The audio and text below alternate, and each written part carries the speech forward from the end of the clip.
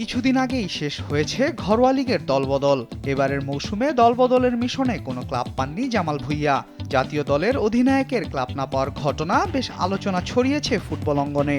গত মৌসুমের দ্বিতীয় পর্বে আর্জেন্টিনার তৃতীয় বিভাগের ক্লাব সোলস দা মায়ো ছেড়ে এসে জামাল যোগ দিয়েছিলেন আবাহনীতে। তবে এবার পরিবর্তিত পরিস্থিতিতে আবাহনী চুক্তির চেয়ে কম পারিশ্রমিকে খেলতে বলেছিল জামালকে। এতে জামাল রাজি না হওয়ায় আবাহনী তার ফর্ম জমা দেয়নি ফেডারেশনে। দল বদলের নির্ধারিত সময় শেষ হয়ে যাওয়ায় অন্য দলেও যেতে পারেননি জামাল। জাতীয় দলের manager Aamir Khan brothers ইউনিয়নেরও manager. তিনি ওই ঘটনার পরপরই জামালকে ব্রাদার্সে খেলার প্রস্তাব দেন। সেই ভিত্তিতেই জামাল বৃহস্পতিবার ব্রাদার্স ইউনিয়নের জার্সি উন্মোচন অনুষ্ঠানে যোগ দিয়েছিলেন। এ সময় জামালকে দলের জার্সিও তুলে দেন ক্লাবটির নতুন সভাপতি ইশরাক হোসেন।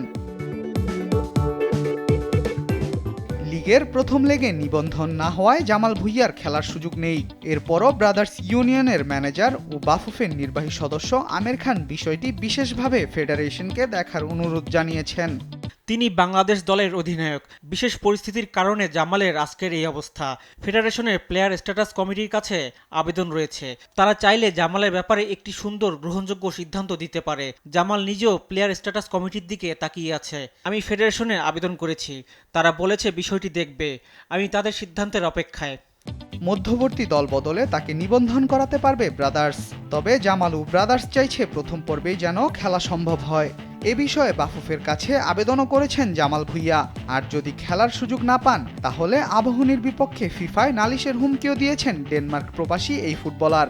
একজন ফুটবলার হিসেবে আমি তো খেলতে চাই। ব্রাদার্স আমাকে ডেকেছে, খেললে এই ক্লাবেই খেলবো। আমি আবাহনীর সাথে জুলাই মাসে চুক্তি করেছিলাম। তখন তো মনে করেছিলাম সব কাজ শেষ দিনে আবাহনী আমার সাথে এরকম করেছে। 5 দিন 10 দিন আগে বললে ঠিক ছিল। রেজিস্ট্রেশনের যখন 20 মিনিট বাকি ছিল তখন আমাকে বলেছে আগে বাফুফের সিদ্ধান্ত দেখি, তারা যদি না পারে তাহলে আমি ফিফার কাছে যাব। পেশাদার লিগে কোনো ক্লাবের হয়ে কেউ খেলতে চাইলে প্রথম ও প্রধান শর্ত বাফুফের নিবন্ধন ফর্মে স্বাক্ষর করা। জামাল ব্রাদার্স ইউনিয়নের হয়ে সেরকম কোনো ফর্মে স্বাক্ষর করেননি। এমনকি ব্রাদার্স ও জামালের বিপক্ষে আনুষ্ঠানিক কোনো চুক্তি হয়নি বলে জানান আমির খান। আমরা এখনো ফর্মে স্বাক্ষর করাইনি। আগে প্লেয়ার স্ট্যাটাস কমিটির পক্ষ থেকে সিদ্ধান্ত আসুক।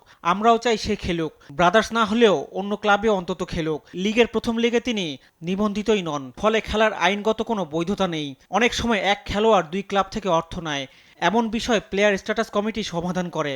সে আবাহনীর সঙ্গে চুক্তিবদ্ধ ছিল, ফেডারেশনে ফর্ম জমা দেয়নি। আবাহনী চাইলে ধারে দিতে পারে। দেশের অন্যতম ঐতিহ্যবাহী ক্লাব ব্রাদার্স ইউনিয়ন। রাজনৈতিক পালাবদলের সঙ্গে এই ক্লাবেরও পালাবদল হয়, ফলে নানা উত্থান পতনের মধ্য দিয়ে যায় ক্লাবটি। ব্রাদার্স ইউনিয়ন ক্লাবের দায়িত্বে এখন ইশরাক হোসেন।